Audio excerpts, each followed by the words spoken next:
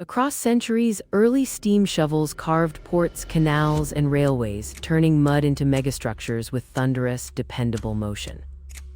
In Britain, portable steam cranes powered dockyards, while in the United States, high-lift derricks sped urban expansion during the railroad boom.